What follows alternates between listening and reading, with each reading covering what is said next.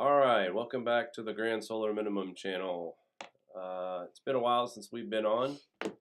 Grand Solar Minimum channel has been, just time to kind of rethink things through and research on your own is always important. You always get to a point where you have to hit the reset button for a minute to get a refocus on things. And Mari and I wanted to do a quick little hangout today. The next live hangout we will more than likely have several guests be joining us. Of course, Lee Wheelbarger, Ice Age Farmer, and hopefully Mr. Starman. He's a little bit under the weather, so hopefully he gets better soon, but that's going to be the future hangout. But today, we wanted to kind of come on and talk about some of the effects of the Grand Solar Minimum and how the information is getting out about the Grand Solar Minimum and what we are trying to accomplish here at the Grand Solar Minimum channel. Mari and I started this on our main channel, WTF Sky, but we felt that the topic needed its own. It was just one of those things where we felt like we could give it its own platform as well. So we separated it, we brought it here, but in the beginning, Mari, and you could speak for yourself on this, but you weren't always 100% of a fan of this entire, and if you would just kind of share your thoughts about that. Well, just skeptic, really. You put the puzzles of pieces together. After my experiences with researching anything scientific or conspiracy related, I've learned the hard way to sort of not latch on to any answer and just sort of sit on the fence and try to observe everything with an open mind and try to really analyze both sides. And after doing so for several months, watching Jake and Lee and all of our crew piecing the puzzles together, it's very clear that things are changing. Whether or not people agree that things are cooling or warming, that's up for debate for a lot of people. For me, that's besides the point. I think it's just important to discuss, no matter what the opinion is. But we all have to agree that things are changing. Our climate definitely is telling us something is changing, whether it's cooler or whatever, and we just need to adapt and make changes. Yeah. I think society, modern day society in general, has taken for granted a lot of what our ancestors gave us survival skill wise, knowledge base wise. So I think it's important to discuss and put on the table. We as a society need to be more responsible for our own sustainability and well-being. Well, and plus, we survived this. Mankind survived this in the 1600s, 1700s, 1800s. I'm sure we're more than capable of surviving it this time. So, whether it's a long Maunder minimum type event, or it's just a 30-year event, or if it turns into a glaciation event, which some are suggesting, which we have shown the cycle right now that we're going into by 2024, there is some concern. Some of the models that are coming up right now are interesting, and actually I do have Starman has put together some charts for us. I don't want to show him yet because I wanted him on the show with us, but we will be going over these charts, and he came up with some really interesting orbits during that time of 2024. So, but at the Grand Solar Minimum, I've noticed a lot of new channels popping up around us that are reporting on the Grand Solar Minimum. I appreciate the people that are putting effort in and time in to look into this and talk about it. So that's number one. I do appreciate that. I also want to put GSM in a position too, is where we know this channel is monetized and it does accept donations, but we're not here to sell any tea. We're not here to sell any food from a Food website. For liberty, We're not going to team up with an advertiser and stuff like that. Mari and I, what little, if any, comes from monetization goes back into the research. When I say that, I'm talking about just general things to keep the channel running, general cost. With that being said, we want to stress the events that are happening around us that are influenced by the grand solar minimum and a solar minimum period. Whether you believe it's the grand solar minimum or not, we all do agree that we are heading into a solar minimum. That has been acknowledged. So, with that being said, this channel wants to focus more, and always will, about reporting on things as we see them. This is going to take time for everyone to see everything come together. So I think it's best to keep things in focus by just reporting the events as they come and not trying to.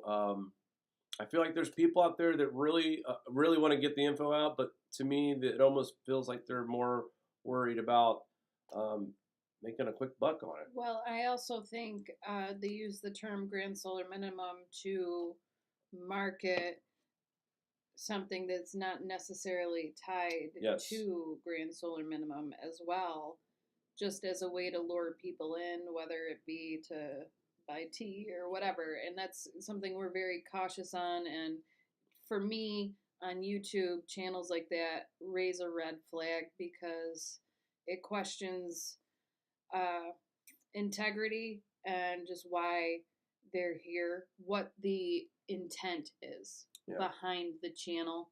If it's there to help educate people or learn together, or if it's there to be sensationalized to for one's own gain. Yep. I have a problem with sensationalizing things for one's own gain when it's blatantly, in your face marketing on top of sensational titles. We try very hard here not to have that. Right.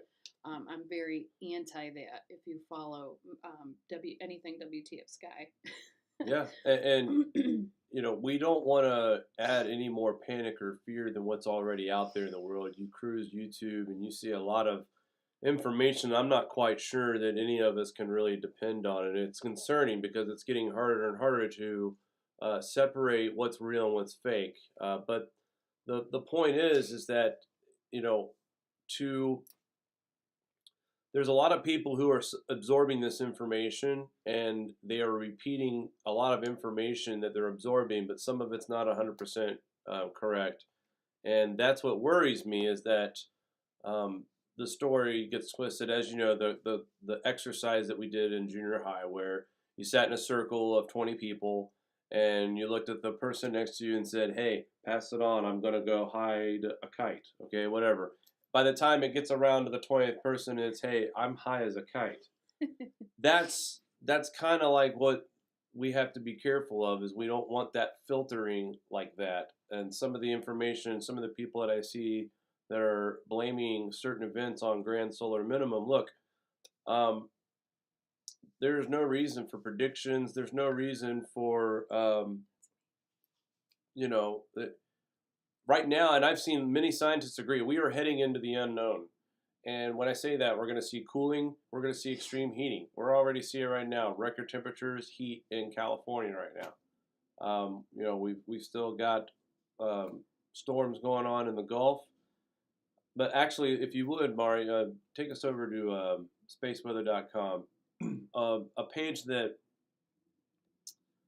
I've always kind of relied on. They've always been, from what I've seen, truthful and factual. The information I get from this website, I've never found it to be false or exaggerated. And this is mainly one of the websites here that this channel, when we do our updates, we trust the information that we read here.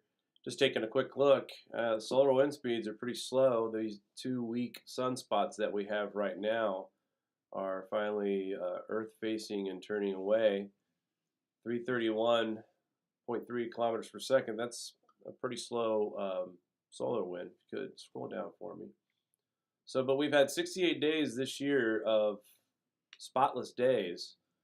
KP indices are pretty quiet right now as well. And I wanted to show everybody this right here. This was the story that kind of got a lot of attention on the internet. I'm going to stop right there. The blue auroras, there are several videos that are saying that there was a Russian test missile that left an exhaust.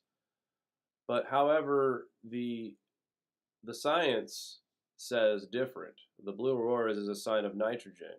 Energetic particles striking ionized molecular nitrogen at very high altitudes can produce a cold azure glow, most often seen during intense geomagnetic storms.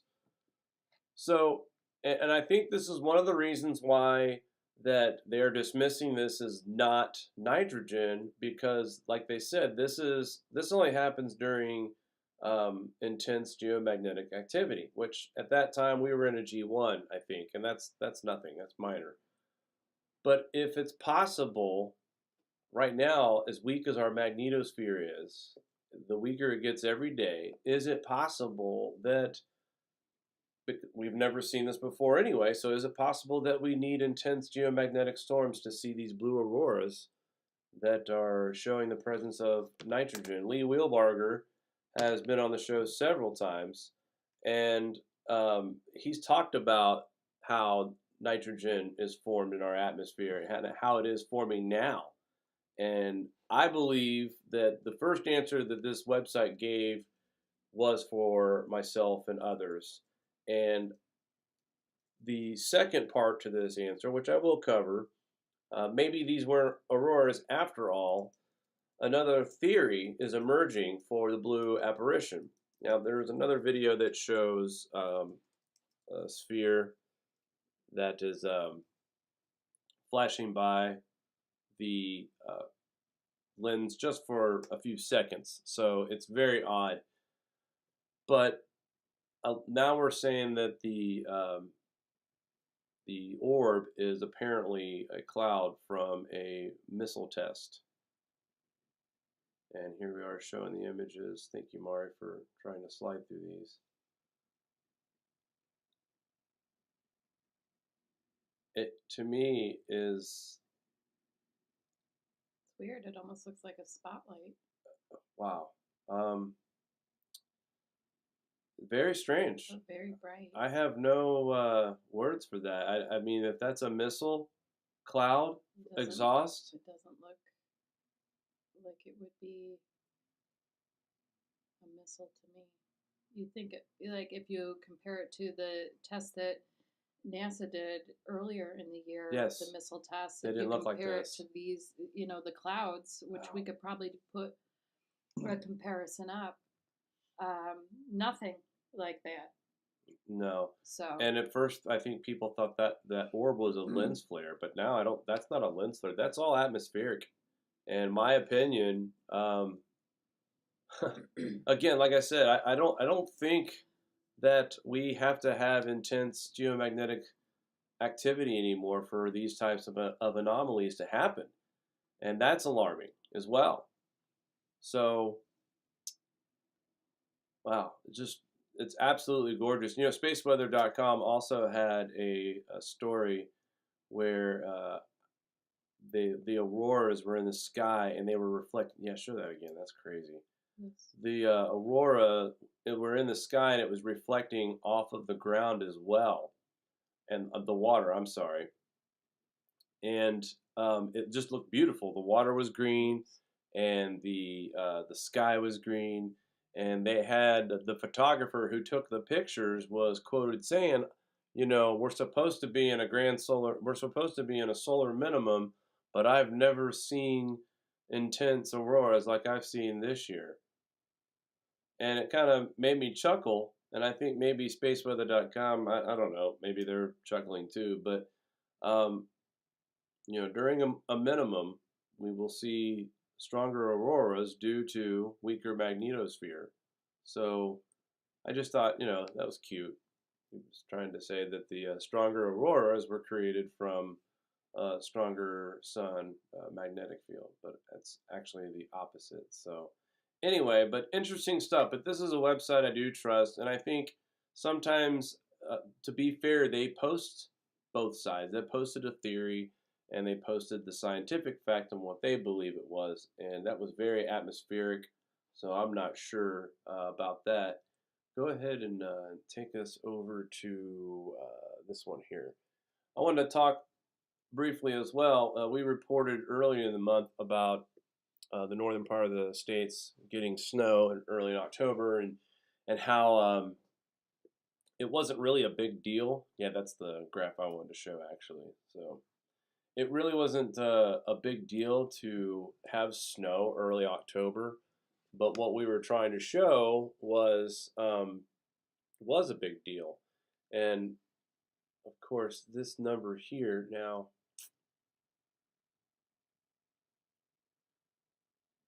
All right, so Duluth, and this is not the exact chart that I wanted to show you, but um, October 27th, that number is actually false.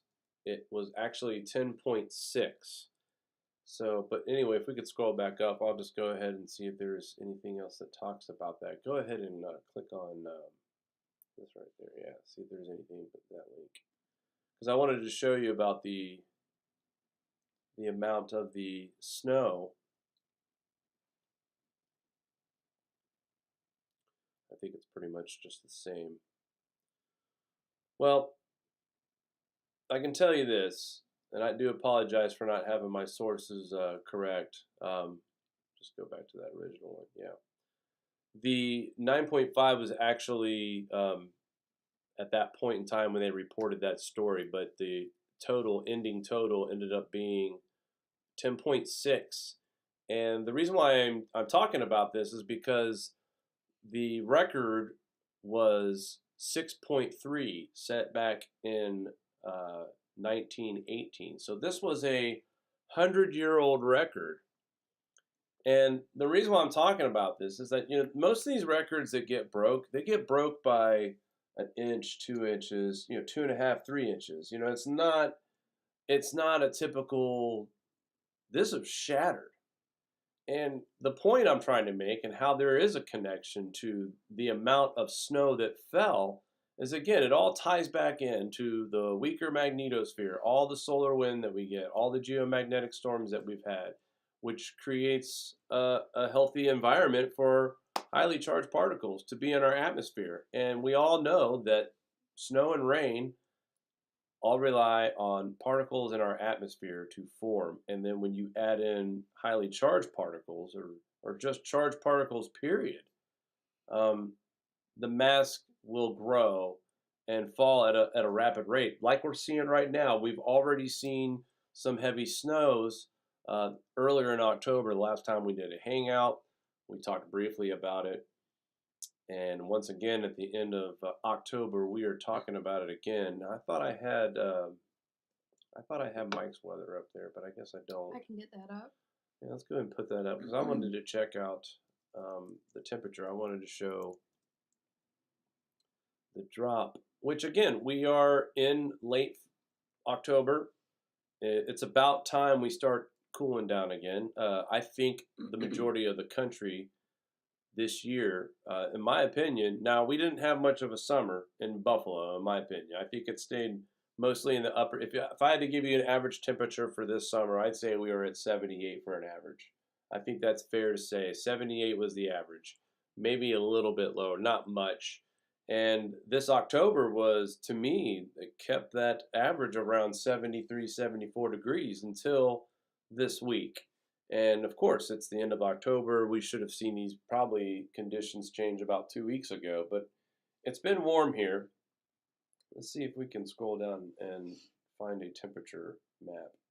I don't see one yet. They're showing Philippe how it's advancing the Northeast. It looks to be pretty wet right now. I know we've been getting rain all day. I think we have a temperature map here somewhere. Bear with us, folks. The beauty of live hangouts. No. Well, I know it. Temperature, wind forecast. I know right here we'll have it. Where? Up here in this tab right there. Yeah. We can just look at a.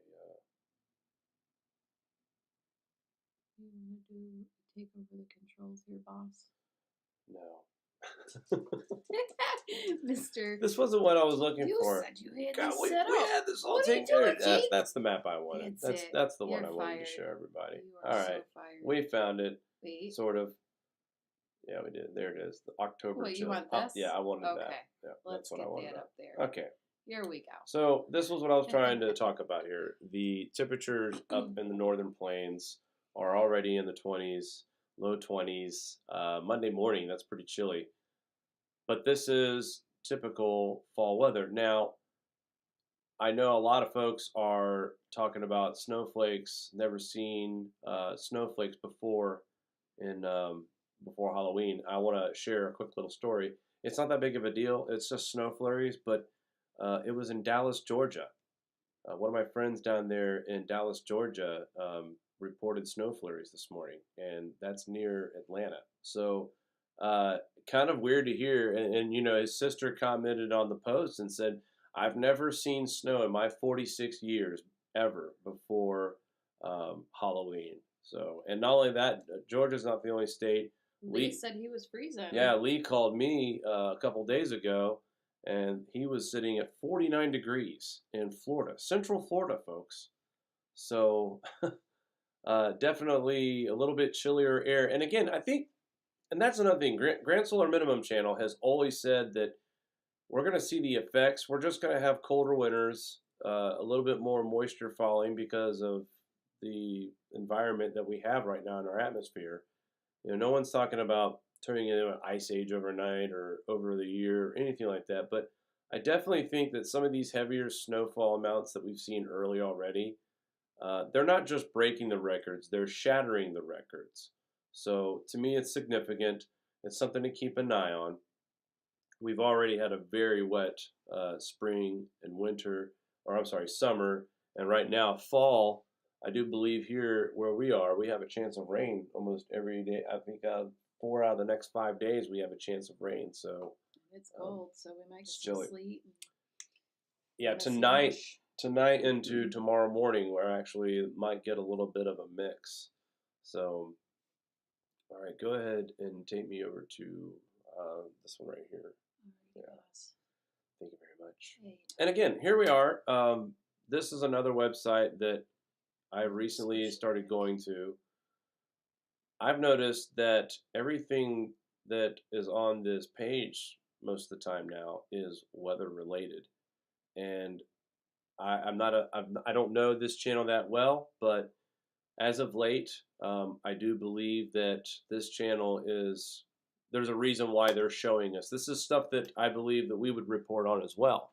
The severe hailstorm in Argentina. Look at the size of this hail balls. There's another picture of the map from October 26, what I was talking about, how unseasonably cold temperatures for Midwest and plains, powerful storm in the Northeast, which we are now, even Buffalo, we're seeing the effects from that storm. Scroll down just a little bit more for me, please.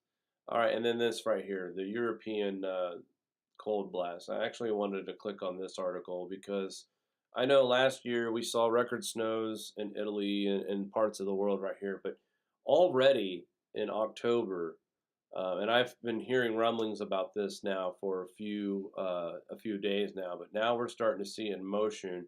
And this is that yin and yang effect that Lee has always been talking about. And you get the warm, and then you hear it's time for the cold. But we see a polar vortex basically plunging into Europe at that point in time, and it looks like there's more to come afterwards. So some impressive data continues. It looks like from here on out, Europe is going to be facing some very cold climate here for the next several weeks to come, before finally we see some slight. Oh, that's October. So the loop goes through October through November. Make it bigger. Gotcha. You can have a look here. Take a look at that. But this is impressive. So this goes all the way through Thursday, and it's just one blast after another. One blast after another. They're going to get pummeled through October. And then it looks like they get rescued at the end of October with a bit of a thaw. but then some more unstable weather and more cold blasts and a possible another polar vortex. Very, very wishy-washy climate prediction here. Wow. So definitely something to keep our eyes on. But again, we are heading into the winter season, and we will see this kind of we will see these kinds of conditions continue.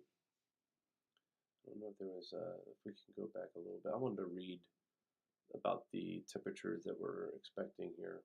On the main. This one right here. Does it have it down there?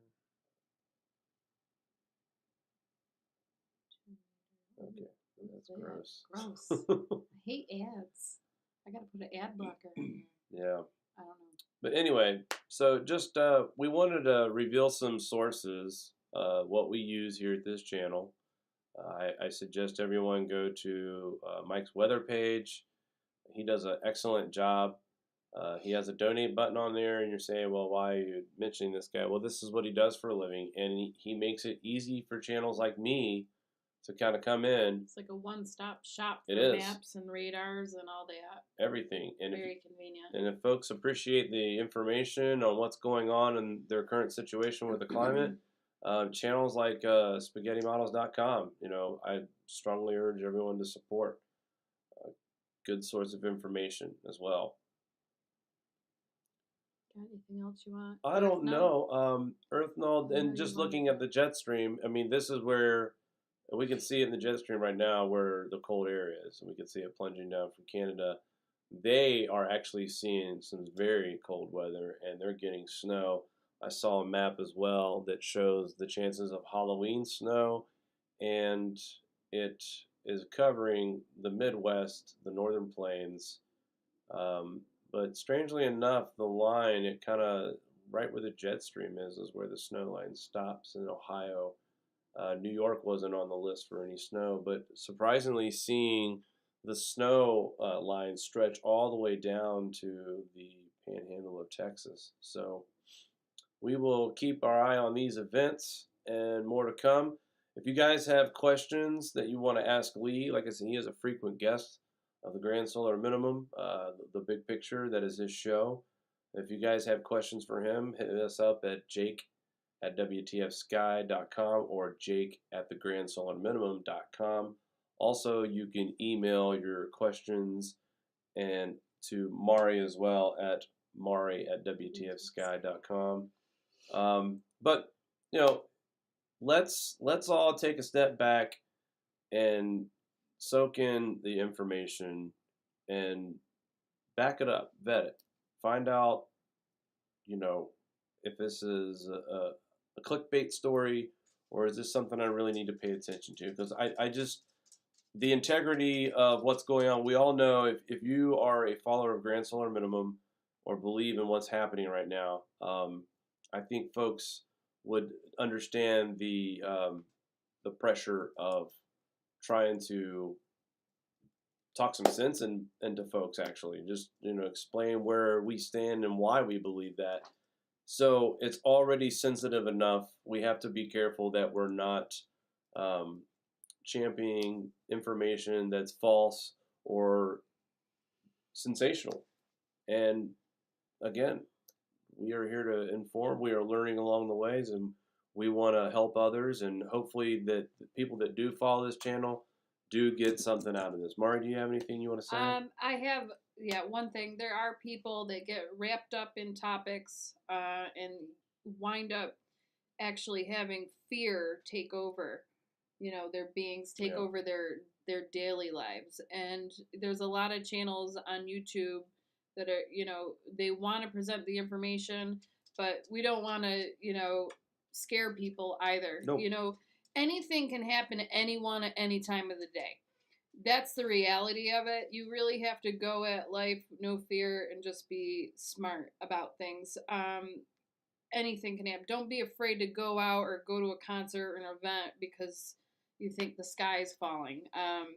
There are people that have that fear, and I just, I've been there and I've been through that process, and you have to have faith in the unknown and just know that be smart and you'll be okay, Yeah, I think we understand the things that are capable from the Grand Solar Minimum. I think we all understand those. Starman, Lee have given us some great information about the possibilities, the primer fields, and all that. So, I mean, there are some scary things to talk about. But again, also, we want to make sure that when you come here to this channel, we want to make sure that you guys know that we're giving you the up-to-date information, the current events, what's happening now. And everything is speculation after that. If you're reporting on a situation, right now everything is speculation, anything past today. So with that being said, guys, stay tuned this week for updates, and we will have a live hangout with Lee Wheelbarger. Hopefully Starman will be able to join us as well, with also Ice Age Farmer. And one more thing, I almost forgot. We have a member in our group. His handle name is Pisces 1908, and he is in our Slack account with us. He is one of our, let's just say, sources as well. You can go to HelioViewer and download movies all day and do whatever you want with them. Me personally, I am just not patient enough. My computer's slow, so it takes forever for them to come up. But he provides us with great videos every day. He's captured some pretty neat stuff, and it's people like Pisces 1908 that they're interested, and they are also involved with trying to get the truth out, trying to get info out, and trying to make people aware that what this is normal, this isn't normal, and when to be calm and when not to be calm. And I've seen him also all over YouTube. Basically an ambassador to what's happening right now with our sun. He, explaining that it is a cycle. So I just wanted to thank you, Pisces. You've done a great job with the work that you provided us, and every little bit helps, guys. It helps the channel, and it's basically for you guys anyway. But with that being said, guys, have a great rest of your weekend. We'll talk soon. Bye. All right, welcome back to the Grand Solar Minimum channel. It's been a while since we've been on. Grand Solar Minimum channel has been, just time to kind of rethink things through, and research on your own is always important. You always get to a point where you have to hit the reset button for a minute to get a refocus on things. And Mari and I wanted to do a quick little hangout today. The next live hangout we will more than likely have several guests be joining us. Of course, Lee Wheelbarger, Ice Age Farmer, and hopefully Mr. Starman. He's a little bit under the weather, so hopefully he gets better soon, but that's going to be the future hangout. But today, which summer suggestion, which we have shown the cycle right now that we're going into, by 2024, there is some concern. Some of the models that are coming up right now are interesting, and actually I do have Starman has put together some charts for us. I don't want to show him yet because I wanted him on the show with us, but we will be going over these charts, and he came up with some really interesting orbits during that time of 2024. So, but at the Grand Solar Minimum, I've noticed a lot of new channels popping up around us that are reporting on the Grand Solar Minimum. I appreciate the people that are putting effort and time in to look into this and talk about it. So that's not. We all have to agree that things are changing. Our climate definitely is telling us something is changing, whether it's cooler or whatever, and we just need to adapt and make changes. Yeah. I think society, modern day society in general, has taken for granted a lot of what our ancestors gave us survival skill wise, knowledge base wise.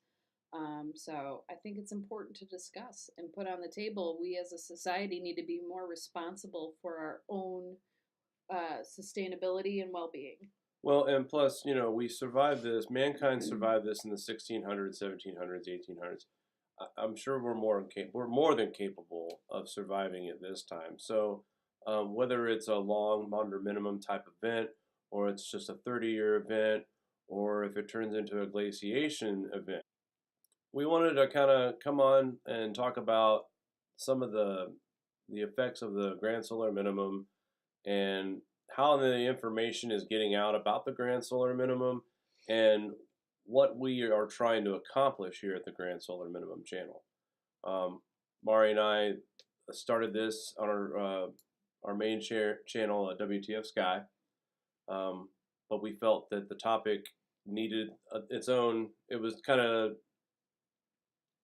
just one of those things where we felt like we could give it its own platform as well. So we separated it, we brought it here, but in the beginning, Mari, and you could speak for yourself on this, but you weren't always 100% of a fan of this entire, and if you would just kind of share your thoughts about that. Well, just skeptic, really. You put the puzzles of pieces together. After my experiences with researching anything scientific or conspiracy related, I've learned the hard way to sort of not latch on to any answer and just sort of sit on the fence and try to observe everything with an open mind and try to really analyze both sides. And after doing so for several months, watching Jake and Lee and all of our crew piecing the puzzles together, it's very clear that things are changing.